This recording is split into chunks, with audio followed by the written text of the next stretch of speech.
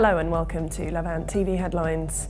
Fresh airstrikes by a US-led coalition fighting jihadists hit two provinces of Syria overnight, targeting oil facilities for a second day. US President Barack Obama is to hold meetings with Egyptian President Abdel Fattah al-Sisi in New York, the first since Sisi was elected earlier this year.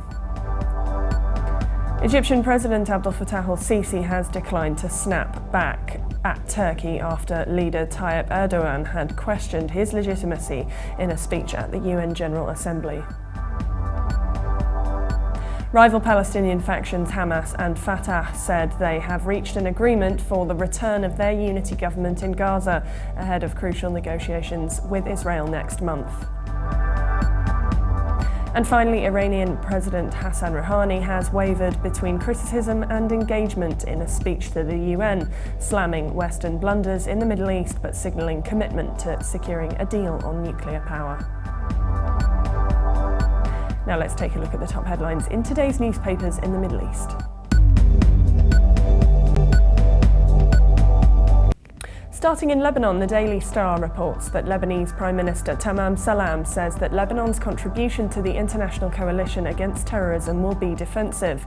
The paper also reports that the United States Agency for International Development has added $45 million in funding over the next 4 years for educating programs in Lebanon.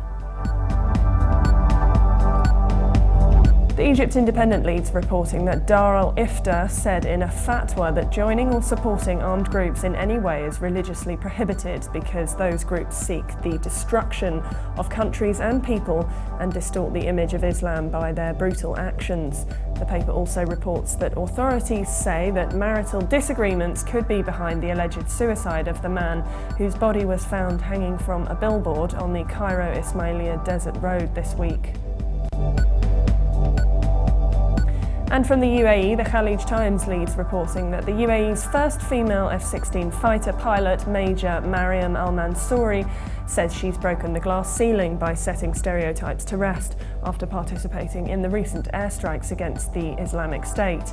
The paper also reports that a Swiss-made solar-powered aircraft will aim to begin from and end its first round-the-world solar flight in Abu Dhabi from March 2015.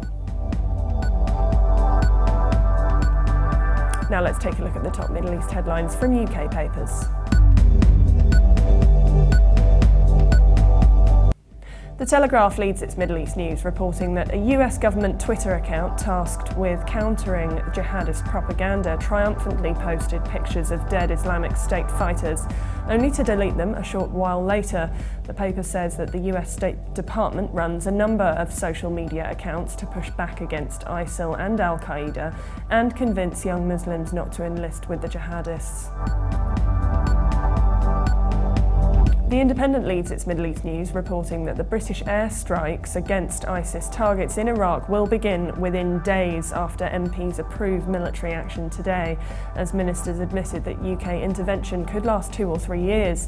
The paper says after an emergency 6.5-hour Commons debate, MPs look certain to vote overwhelmingly to support bombing in Iraq.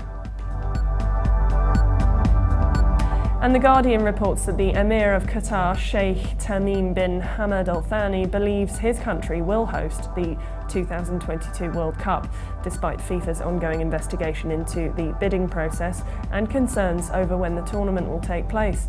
The paper adds that the Emir admitted the country had problems over migrant workers, but the issue is being resolved. Now let's take a look at the top Middle East headlines in international papers.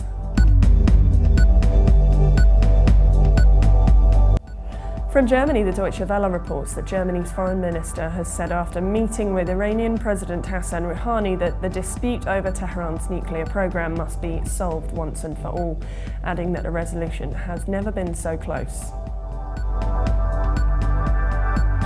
And finally, China's Global Times reports that Palestinian factions Hamas and Fatah have agreed on all the outstanding issues after two-day negotiations at the Egyptian intelligence headquarters in capital Cairo. The paper says the two movements said in a joint statement that they would work together to end the Israeli 7-year-long blockade of the Hamas-ruled Gaza Strip and to activate the Ideal Unity government that was formed in June. For more updates, please visit levant.tv. Thanks for watching. Be sure to join us again on Monday. Bye for now.